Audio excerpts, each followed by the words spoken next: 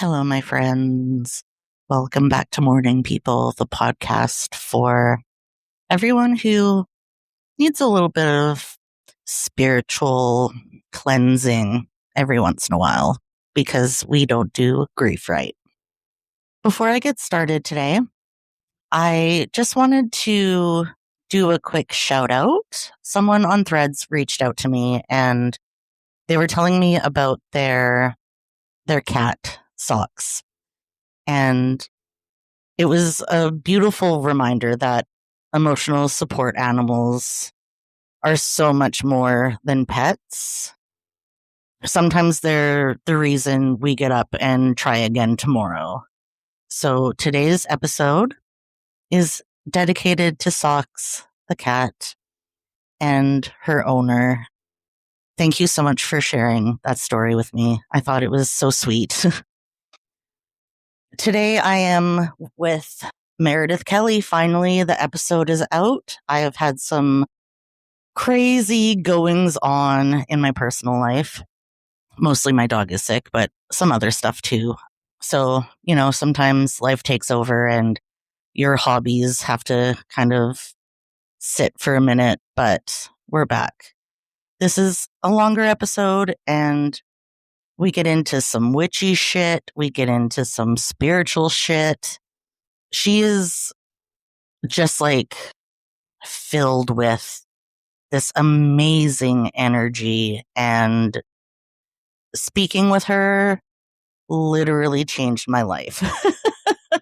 And I'm really hoping that we can connect again and I can bring her back on again and maybe we could do like a monthly spiritual journey together and you can all come with us.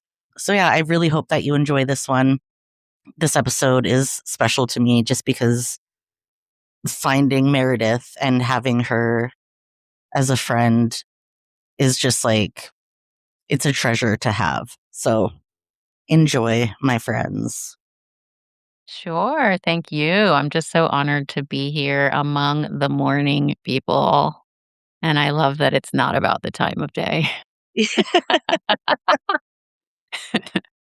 So I'm Meredith Kelly. I am a longtime body worker, massage therapist, and energy worker. I went through massage school when I was only 19, and it was a way for me to I know that I've been like a hands-on kind of a person since I was a child, and it was just a way for me to channel that energy into a school that I could actually enjoy. I'm a kinesthetic kind of learner, and so that's my background. Nowadays, I've been doing that for 30 years, and nowadays my work has shifted into talking, chatting, somatic work, and helping people really clear out the energy that's keeping them stuck in a pattern that they can't necessarily see themselves. That's one of my superpowers is I can see patterns. I can track people and their energy.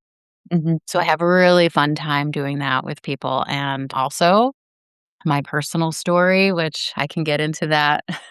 Please do. Get into that with you. The reason that I'm attracted to this work in just the grief space in general is I lost both my parents in 2022, 44 days apart.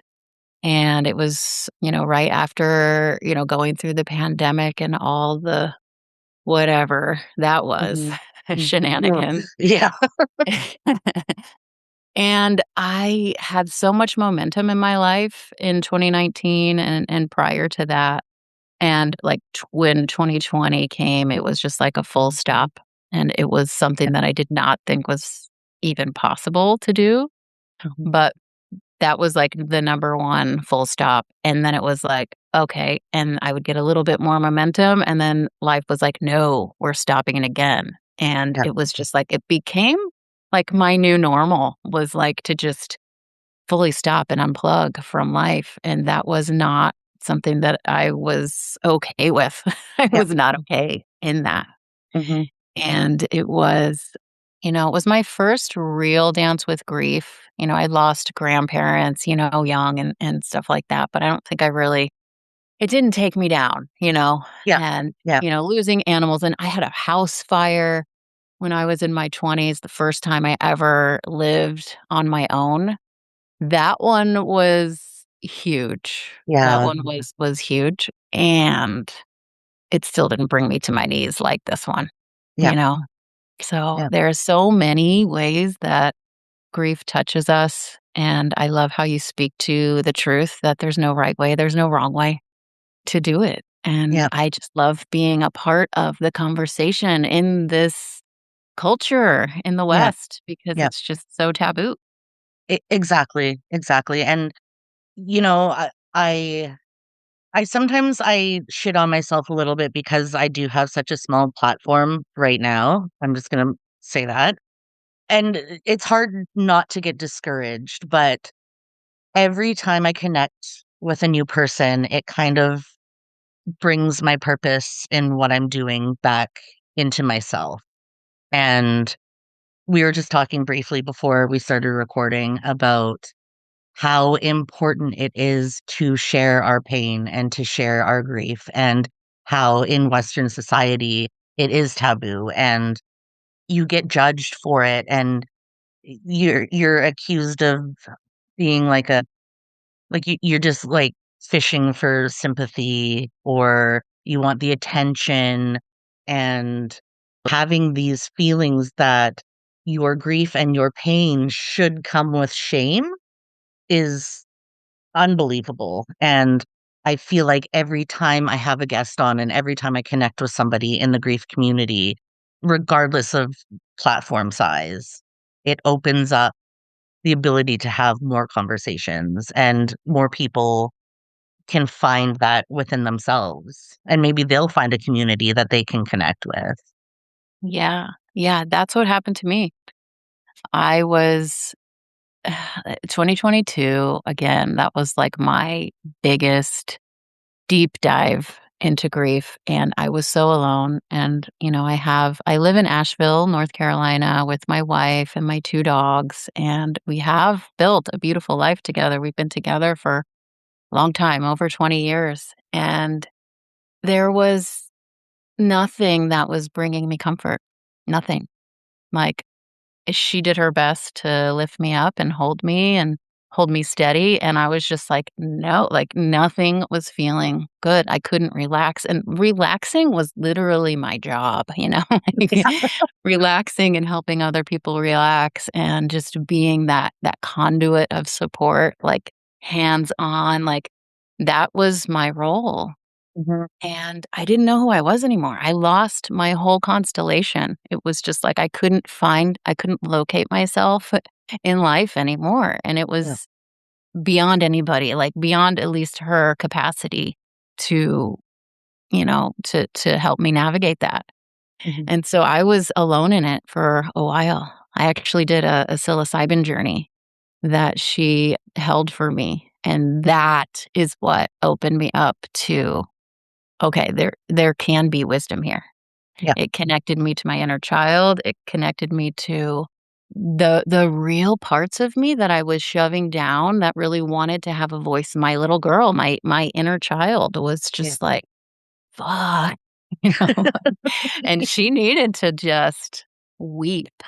Mhm. And through that process, it was really my gateway to being okay with I literally gave myself a vow, like, I am never going to stop myself from crying ever again. I'm gonna be one of those people who just if if it comes over me, I'm gonna cry. I don't care if I'm in public, which was never me. I was Yeah. always the strong one who was just positive all the time and adaptable. We can make anything work, whatever's going on, we got this, right? I somehow became the chick who is just gonna fucking cry whenever, wherever, and I'm proud of that because that was a huge, huge, huge shift for me. Absolutely. I am one of those people. I really am. And Good for the you. the thing is you can be one of those people and still be reliable and strong and have Yeah, your shit together and get the stuff done yeah, and cry while you're doing it, right? right.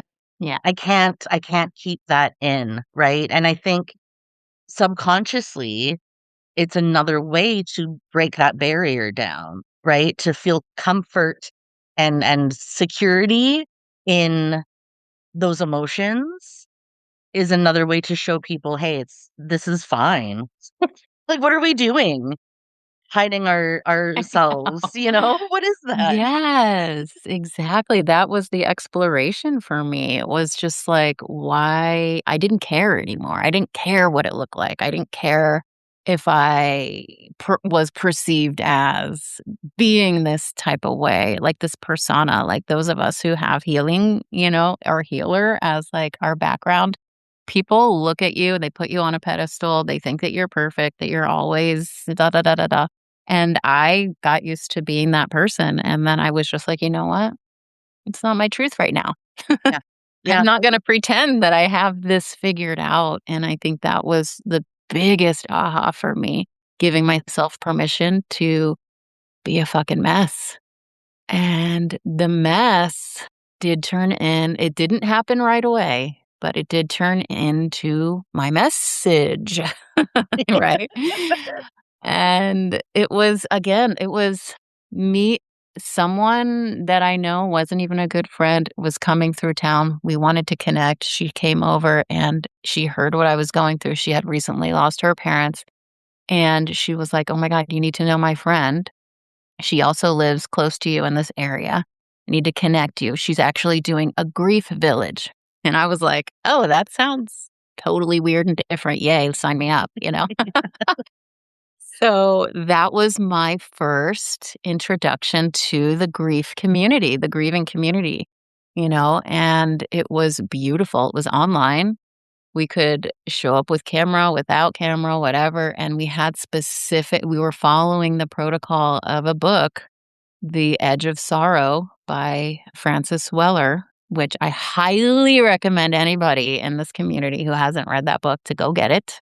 And drop in because it talks about the different gateways of grief, and it's not the stages and all the things that Yeah. people say and, "Oh, you're in that stage of grief," and it's like, well, maybe, and there's so much more to it than that, Yeah. and that's where I just found my people. I found people who were willing to get into the weird, quirky inner workings of how do we actually move this out of our body Mhm. and express it and not stuff it down? Because I can tell you, I grew up in such a strict family that it wasn't really a safe home. It was suffocating. Mm. And so I learned how to adapt and just walk on the eggshells and do Yeah. everything right so that they were okay and safe so that I was okay and safe. And it was just Yep. like that. So this gave me permission to just go nuclear on that, and my parents were dead, so Yeah. I found some, like, just empowerment through it, and I was Yeah. not expecting that at all. Yeah. That's it's so, and again, just saying how, everyone's path on grief or through grief is so different to take the loss of your parents and be like, "Oh, now I don't have to mask. Now I don't have to walk on the eggshells. You don't have that in this realm anymore for me. So now I can feel it and process it, and I don't have to worry about making you mad or offending you, and I can just reconcile what that experience growing up was like for me and start to heal it without having to worry about you in the back of my head, right?" You got it, Nina, and I realized through that whole process that it wasn't ever really them, it was always me editing myself and shrinking down because I somehow that was my identity, like, I was identifying with that, and, Yep. without them being here, I got to see all the self-editing, all the soul shrinking I was doing in the different rooms and spaces. There was some rooms where I was really big and able to shine, and some rooms and spaces that I would get into with people from my past that I just couldn't be myself in, and I was really having to explore that, and, like, Yeah. what I mean, it was so tied to the grief and so tied to losing them because I would always blame them, right? Like you just Yep. said, like, "Oh, you're," like it's because, like when I would go visit my dad and, just he was an alcoholic and, the way that he lived his life was so different from how I choose to live. Yep. And, it was just like one big clusterfuck every time I went to go visit him, and I would blame him, not realizing that that was a choice I was making to do that, Yes. to fit Yep. into his world Yep. in the way that was good for him, and Mhm. I had to grieve that. I had to Yep. grieve that, which Yep. is weird and gross, It's but it really was a gross. part of me, and, like, Yeah. I had to grieve that. And it's not that, I mean, I love my dad. I mean, we could have been closer if there was capacity on his end. Mhm. And I grieve that too. Like, I felt like there was so much unfinished.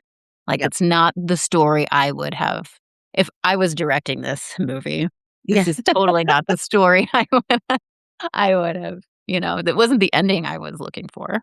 Exactly, and like you said, that comes with its own form of grief, right? And Yeah. it's almost like when you have one part of it done, you stumble upon another piece that you didn't even know connected with the piece you just processed, right? Um, and it's almost like this never-ending cycle, and Like we're playing Jenga, yeah, my Take my that parents are away. not Yeah. my parents are not dead, so I I I'm sorry. choose I'm just my mom and I are very close. I have complicated relationships with lots of family members, but I'm sorry. So we have to but make fun of it, right? We do. We have to make fun of this life. well, even with my son, with what he went through, we joke about it all the time, and that's just the kind of people we are, right? And I think that's a way to normalize these feelings in a safe space, right?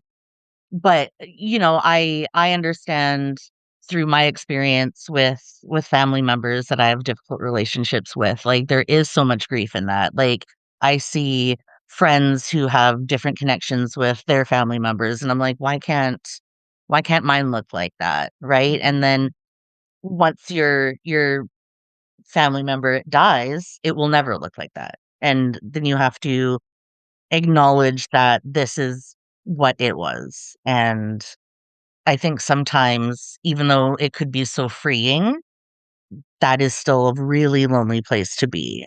It's heavy. It's really heavy because there is no, I'm such an optimist in the way that I think. And, I have these, like just, I had these dreams and wishes that, we would get to another plateau. It didn't even have to be the summit, right? Yeah. But, that's, we're out of time. And that's what brings you to the preciousness of your life. Mhm. And it really does, shine such a light that we're so afraid of our own death that we don't even, at least me, I didn't. It was like I was just taking it for granted, like that I would have another day and I could work on this thing someday and I would really put the effort in eventually. Yeah. Right? And so and that's how I felt about both of my parents. My mom and I had a totally different connection. My parents divorced when I was 17, so that broken home energy was, like, Oh, just tell me about another it. thing that I was Yeah. grieving. And, like, my whole mission for my own person was to create my own version of home, and that clashed with my mom because she was so religious. And she had a very religious background, and she was not happy when I came out to her, Oh god, and right? that was a whole fucking journey, but she did come around.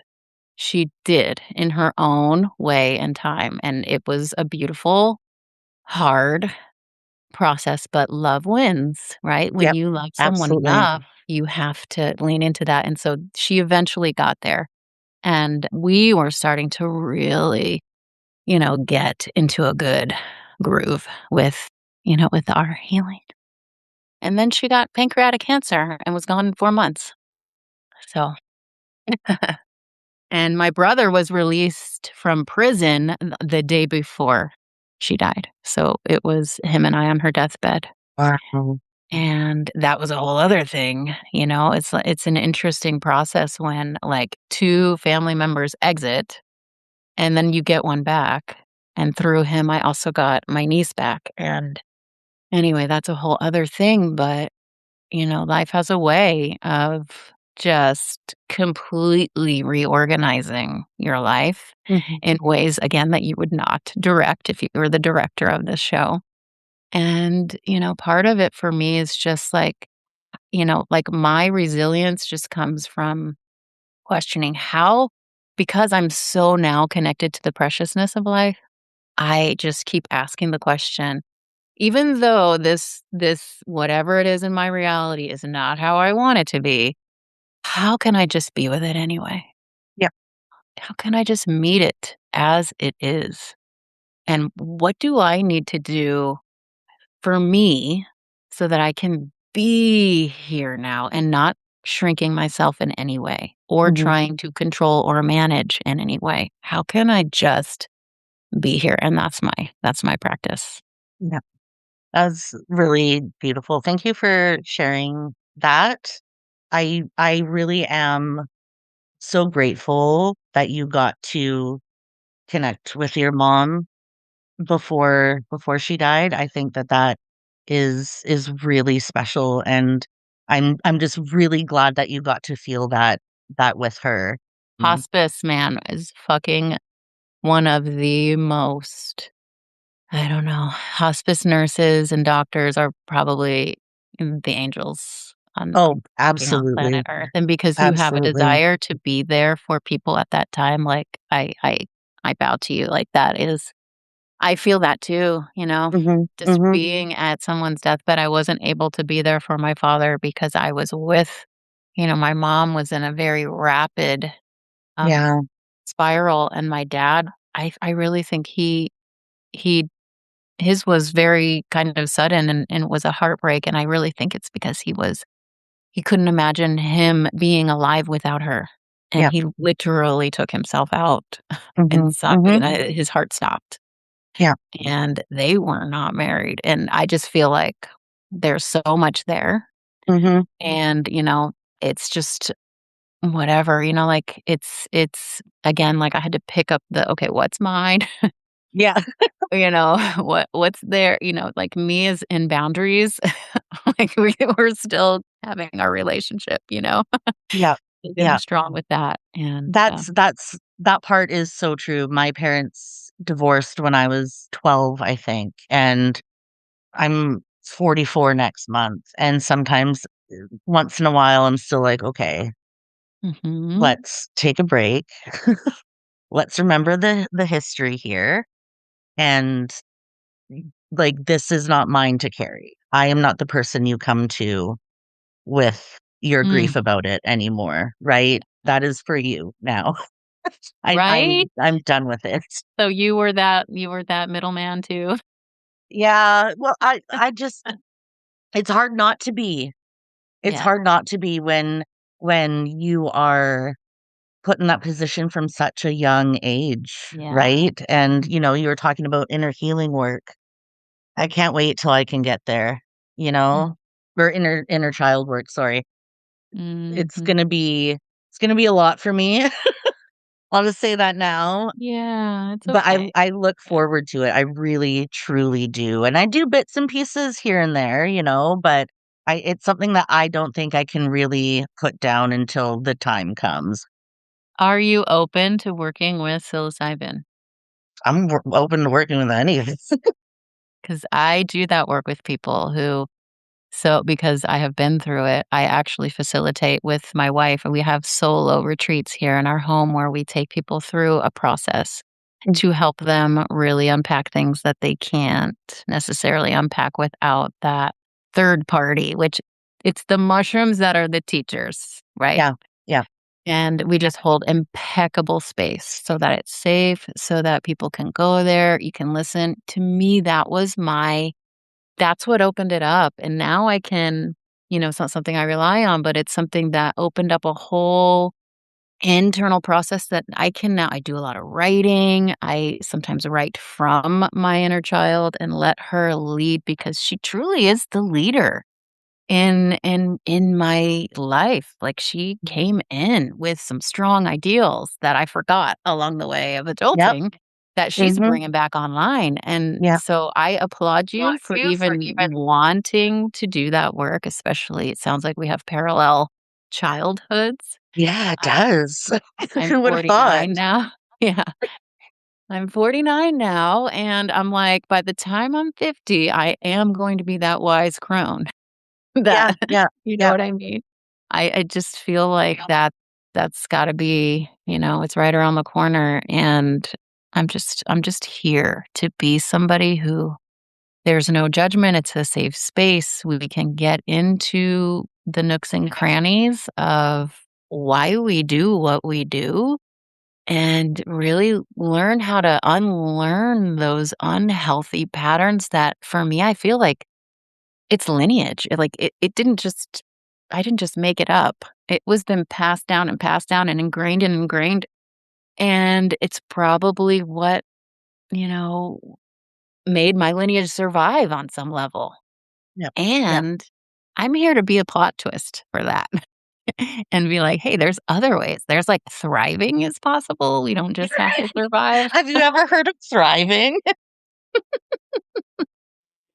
Yeah. So that's actually I'm working on a memoir, and that is the energy that I'm tapping into. It's lineage work. I have this ancestor who showed up in a meditation for me who's like this beautiful, incredible water priestess, and I don't even know if she's an actual person who walked on planet Earth, but I don't know. We're just in touch. And Amazing. it's like she's just showing me the way of Yeah, thriving. And it yeah. is like, okay, I have permission. There's nobody stopping me, you know? So let's Oh go. my god, that just, like, gave me full body chills. I don't know why, but hearing you say that lifted weight off of my shoulders. Thank you. I'm so happy that you received that because it is if I can do it, right? Like, Yeah, yeah, yeah. and, I think writing is so cathartic for me. Mhm. And, like having that when my parents were still alive, it was almost as if I couldn't go there. Yep, And I think it's just because of again, it's a me thing. It wasn't them. It was how I was perceiving what I had permission for and what I didn't have permission for. yep, And it was all an assumption. And yep. it was all me editing, like, oh, well, how will she receive this? And oh, he won't like that. And, you know, it's just been a fucking process. But being able to stretch my capacity beyond that, Yeah, that is work. And it's yeah. still a work in progress. It's not complete. I don't know if it will ever be complete. So if you're listening and you feel like you're in the never-ending process, you're not alone. Yeah. I was actually just talking to a friend of mine last night, and I was talking about how I feel like I have lived 1,000 lives in this realm, Yeah. and sometimes I feel like that's why I'm scared to die because I don't wanna come back. I'm just, Sister, like, that stuck here, you know? that is realness.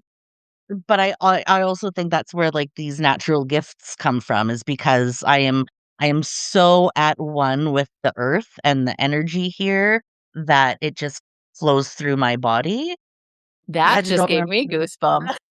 Yes. I don't remember what the point was. I think the Witchy, point I was wanna that know your witchy superpower. What is it? I just karma naturally spites my enemies for me. I don't know why, it just happens. I just have these I always say I'm on, and it really comes in waves, and it'll be simple things sometimes, ways that the universe is telling you, like, "You still have it, don't worry," sort of thing.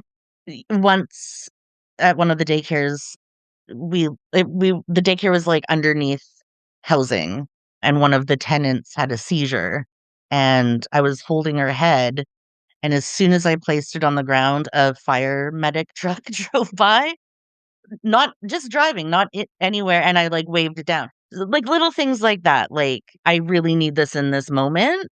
Mhm. And then it's just like delivered, you know? Um, Absolutely. but it happens so consistently that even people that are just kind of getting to know me are like, "Oh my god, are you a witch?" And I'm like, "Yes, actually I am. Thank you so much." You know, and I don't practice anything. I don't have herbs or crystals, you know? It just happens and I'm like, "Eh, thank you." You know? Yeah. Yeah. Well, I think that is, your intuition, your ability to tap into things that are unseen, and that is quite a gift, and that is your inner child because she's unafraid. She's totally connected. She has every single resource that the universe provided her with in order for her to come here and do the things that only you can do. That's her coming online. And so every time you have a moment like that, that is just a wink that you are more than what you think you are. And the universe is here to help you rise up into that optimal self, even if it's just for a glimmer, so that you can remember. Because, in order for us to be human, we have to forget about all that stuff. We have to go through amnesia and like have these bodies. And like, I believe that we volunteered for this, even though I can't imagine why. It must have sounded like a great idea at the time. But damn, like, whoa. So again, like I think we talked about this before we hit record, but I feel like at the core of what I'm really doing here in my work is helping people reconnect to the fact that they actually have a piece of heaven inside them and that together we can bring, if we all just bring our own little piece in, we can co-create a beautiful place to be, and I call it heaven on earth because I have no other words for it, Yeah. right? Yeah. But that is, I think, really what's going on here, and I guarantee you, Nina, that your soul is gonna keep coming back until that happens. So let's get it right now, right? Like, because I try, and that's what I said. That's what I said to my friend. She was like, "You are missing a piece. You have unfinished business," you know? And I said, "But like, all I do is love, and that's all I've ever done with my entire being. I just love." And she was like, "But that's not the missing piece." And I was like, "Fuck." You know? Then what is it? What is it? Because I don't know. It's not like I don't wanna come back, but I just feel I feel like I'm a level of tired that there's no like, earthbound explanation for it, you know? Ugh, yeah, yeah, I do. I know. I actually just got my blood work done because I was dragging ass, and I'm a low energy person, Mhm. and when a low energy person has even less energy available, it just gets really sad and Yeah. heavy, and I wasn't functioning. So I went and got my blood done, and I'm borderline anemic all the time. And my ferritin levels were they want them to be, like, in the hundreds, and it was at, like, 19. Oh I'm my like god. I'm like, "Oh, Wow. this" and I had no estrogen, and I had no testosterone and progesterone. I was just all my hormones were, like, flat, flat, flat. So I was like, "Oh, this is that change they talk about. This is" Yeah. I'm like, "Damn, this is hard. Yes. This is This is hard, like, I had no idea that my mom was going through that when she was going through that, like, she didn't talk Yeah. about it, Right? like, how the hell did she do all the shit that she did? And I'm just like, "Am I just a baby?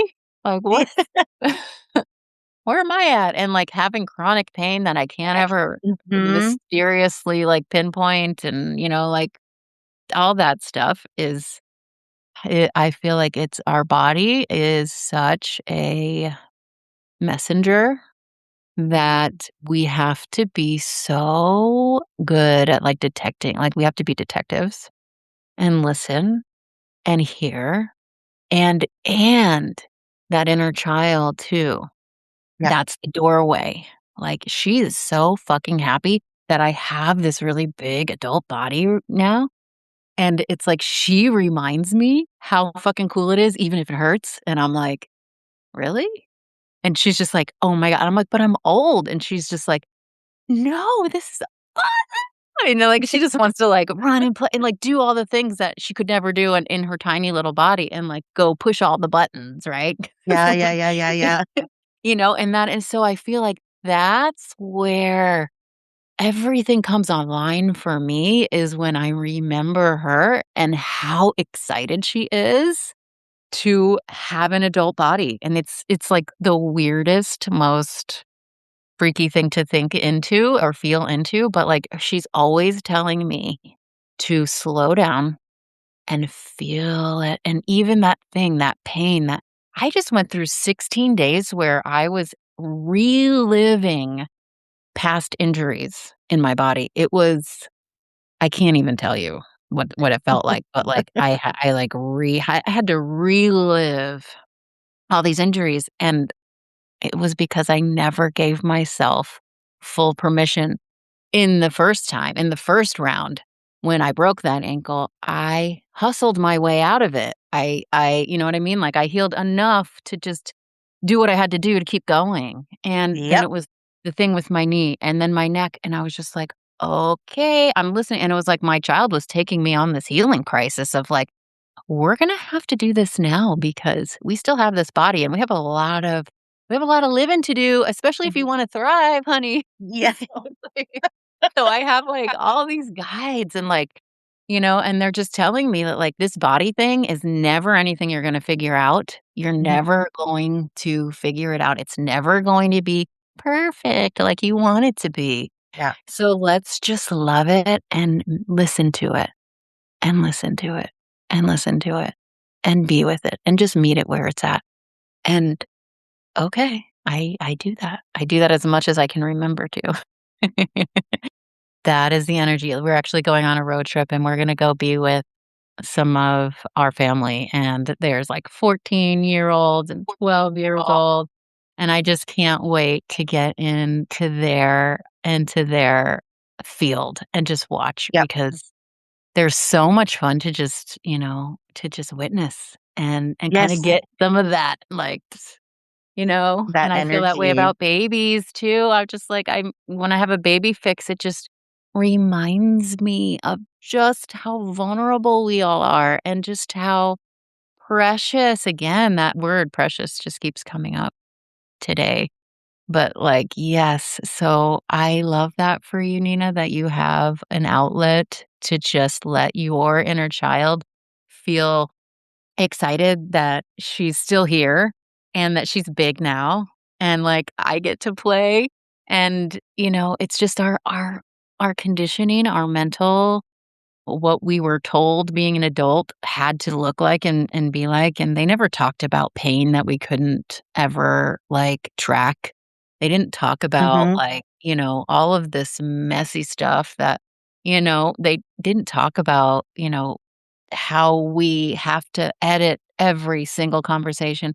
They didn't give us this permission to just, like, go and be free like we could when we were 10 and 11 and we could just at least for me, I could just go outside, like, and just be Oh, gone all yeah. day and, Yep. just, do whatever I want. I wanted to climb trees and just be a Mhm. wildling, like that. Yeah. Yep. And Yep. so for some reason, we thought we had to grow up and tame ourselves and forget about that, but that is so not the story, and I have a feeling that that's what your body's trying to tell you because that's what my body was trying to tell me, and I don't believe in accidents. I think we are sisters from other mister. Thank you for saying it because 'cause I've been thinking that for a little bit now. Yeah. For There's real, like, there's too this many energy similarities. is Yeah. Yeah. yeah, yeah, no, definitely. It's like the universe is giving me who I need. I thought there was gonna be more to that, but there wasn't. Like, it's just No, and it's it you and have it's to then okay, so it's like little breadcrumbs. That's how I see it. The universe is like, here, look, look, look. And sometimes I wonder, like, who is that that just cued the cardinal to fly right by my eye in that moment? Hmm. Like, you're on it. Thank you. Like, Yeah. it's just like I feel like everything's the living tarot, right? So, Yeah. like, when Yeah. I'm out in nature, I get all these messages and I have my animal speak book and I'm like, what did you say? And like, you know, I'm just like trying to decode. Like, I feel like that's just so fun. Like, Yeah. Yeah. what was that? What was that? But the heart of what I wanted to say about you is following the breadcrumbs, listening to the messages, and then being open to receive. That's where my biggest that's where my biggest learning curve is receiving because I'm such a giver.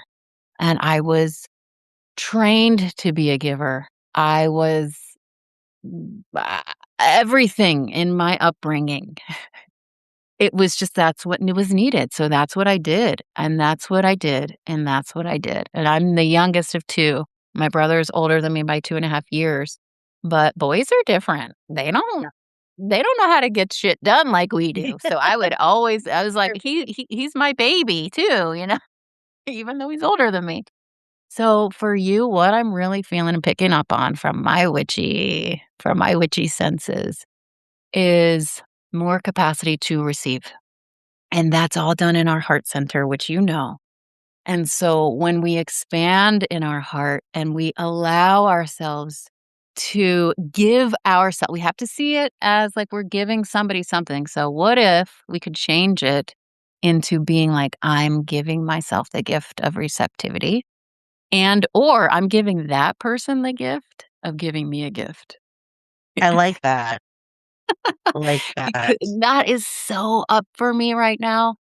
I feel so guilty when somebody even just gives me a compliment. I wanna just Oh give my it right back God. to Me them, too. right? Like, I'm Yes. just working on just being like, if someone says, "Oh, you look so pretty today," that's what I'm going for, thank you. Like, Yeah. I just wanna be able to take that compliment and just receive it without, like, pushing it back. Or if somebody gives me something, not tallying it in my head like, "Okay, now what do I owe them?"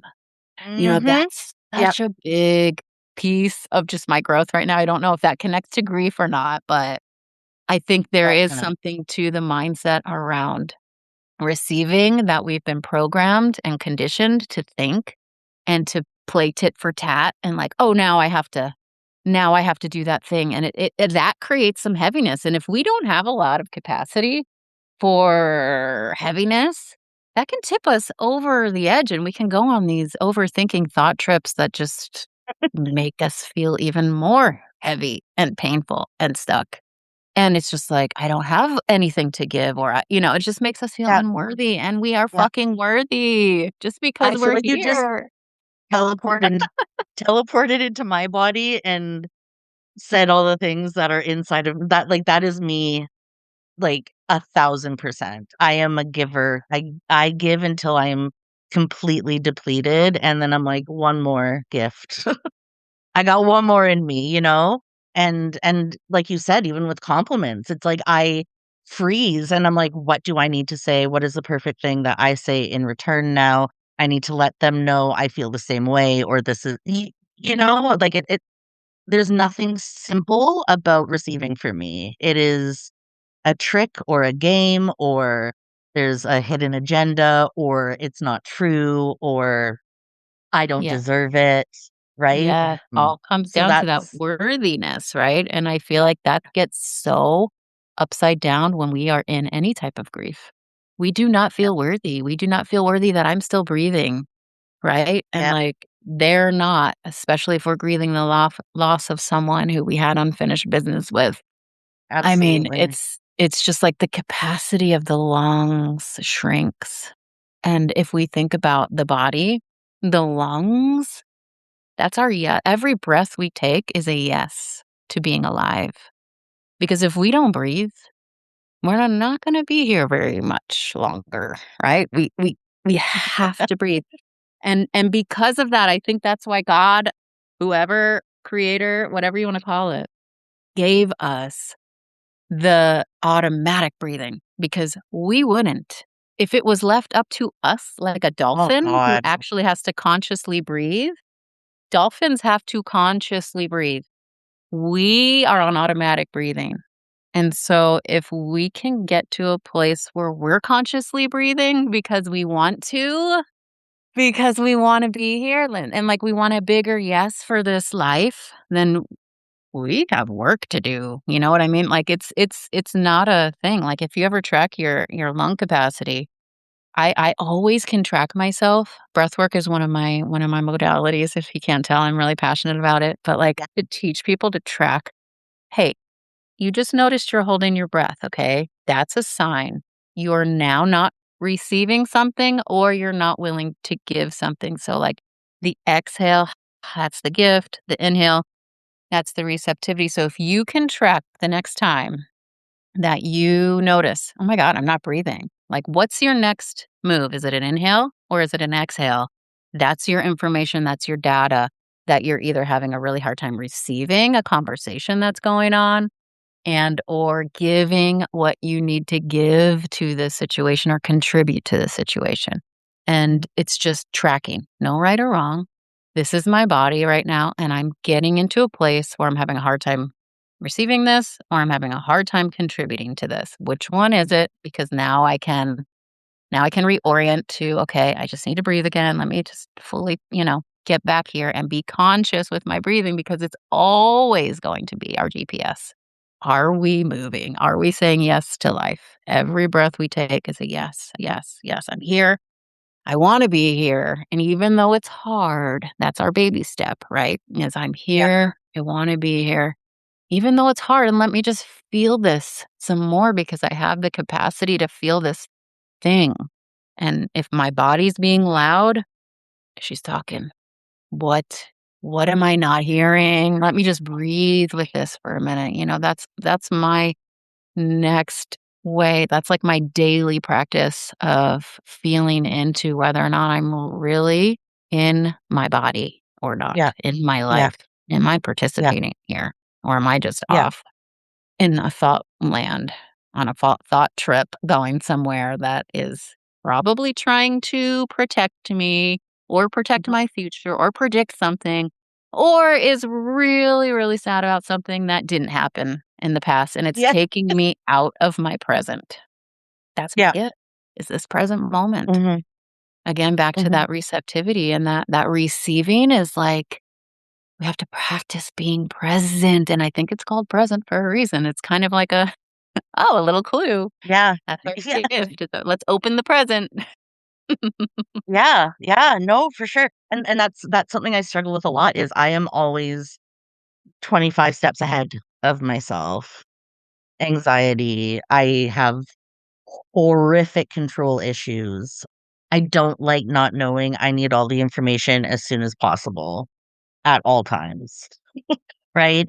I have a really hard time staying present, and I do try to practice, like, mindfulness and, being with myself and being here, but I don't think I take it as far as trying to notice what I'm missing or what I'm not receiving or not giving, right? So, I think that might be the disconnect for me, and I haven't heard it quite like how you just explained it, and now, like, I feel like something just clicked in my brain instead of just, Well, like, let's being there let's go and back to breathing. that moment where you were in crisis mode and you were helping that woman who was having a seizure. Did you think that ambulance to come there? Or did you just hold space for someone in a very present way and it was given to you?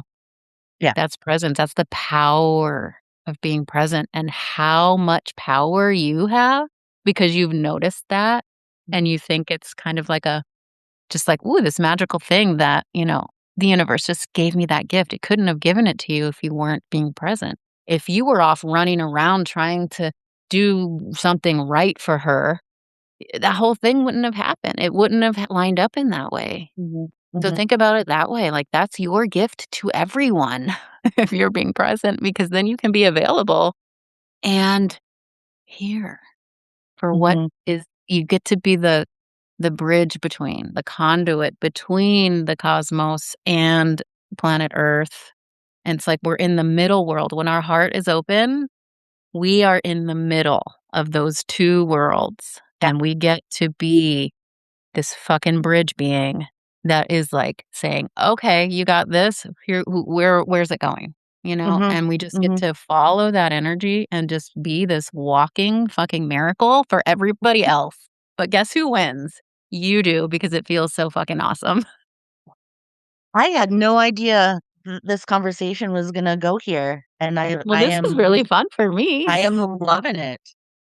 I feel like I just found, like, another piece of, like, where I'm supposed to be and, like, who I'm supposed to be, you know? Yes, good, good. And there's no supposed tos. It's a you get to. 'Cause those I shoulds are like shitting on ourselves, right? Like, Yeah, yeah. I just wanna leave one final, like, just message for anyone who's tuning in, because I feel like this is just you and I having, like I know.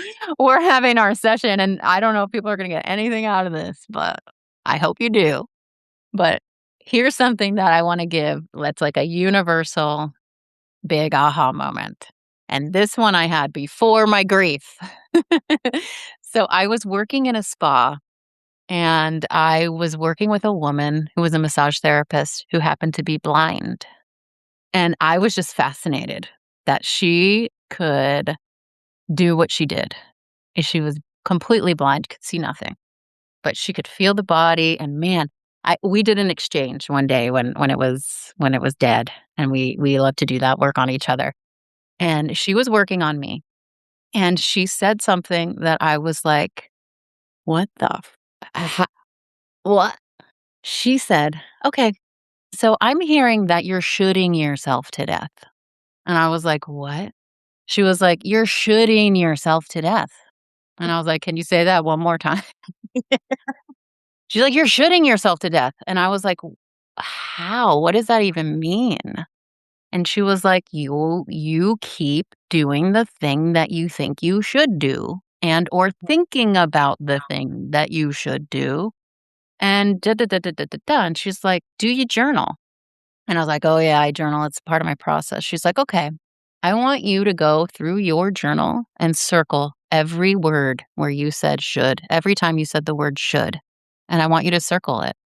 And I was like, "Okay, the blind woman is telling me to go into my journal and look at the words that I wrote. She can't do these things.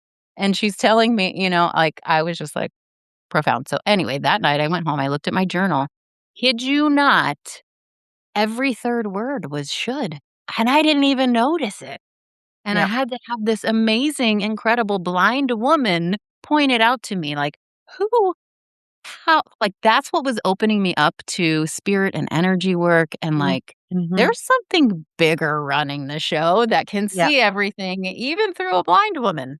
I mean, that was just a huge yeah, epiphany for me, that I was just like, absolutely. "What the fuck? This is amazing." So, I had to really train myself not to do that, and Mhm. and it got so much lighter when I started getting to the place of allowing myself again, receiving permission that I get to do that thing. Yeah, I don't have to yeah, should that thing. I get to do that thing. And if it doesn't light me up or feel like something I want to do, I get to not do it. yeah. And it's not because I shouldn't. It's just because I get to not. I get to choose yes or no. And Mhm, it's with mhm. with that choice, that's what brings me and all of us, that moment of snapping out of that pattern, because the pattern is the shoulding. The pattern is the overthinking, the managing, oh, I'm editing myself. Oh, I have to, you know, I'm out of my present moment because I'm Mhm. managing something that hasn't happened yet. And I'm so good at predicting what's going to happen because I know what happened in my past. And it sounds like it should work. Like our ego is that brilliant that it totally lines it up at like this happened then, so you have to be so diligent now in the future. Yep, And it's wait a minute, yep. no, actually, none of that is here now. I have to be present for this because if I'm not, I'm gonna miss being that bridge being. I'm gonna miss getting that message.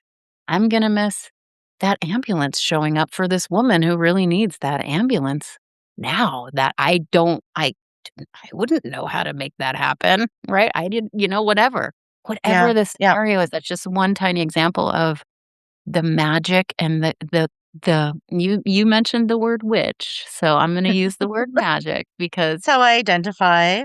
I'm a because it's pansexual witch. I love it. So, witchiness, it's like it's part of the unseen trust that we have to have. Mhm. And because we trust ourselves to be the one that is the wand in the moment or that is open to be this acupuncture point, whatever it is in the moment, even if I'm alone in nature, it's for me. I'm going to get a message for me. Or if I'm in a crowd, I might get a message for that one or that one. So being Yep. open and available to that, for me, that's fun. And that's what makes me wanna be alive because I get to be like that blind woman was for me.